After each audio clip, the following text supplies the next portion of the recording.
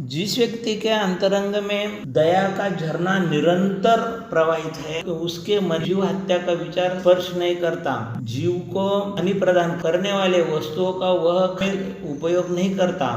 शुद्ध सात्विक आहार करता है एवं सादगी से अपना जीवन व्यतीत करता है। हिंसा संबंधी उपजीविका का व्यवसाय का वह त्याग करता है। दया भाव के सद्भाव से हमारा हृदय कोमलता को धारण करता है।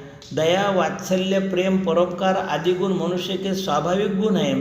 क्रोध, मान, माया, लोभ आदि के वश होने से वह मूल स्वभाव को खो देता है। इसलिए दया भाव का रक्षण करने के लिए काम, क्रोध व व्यसनों से अलिप्त रहना चाहिए।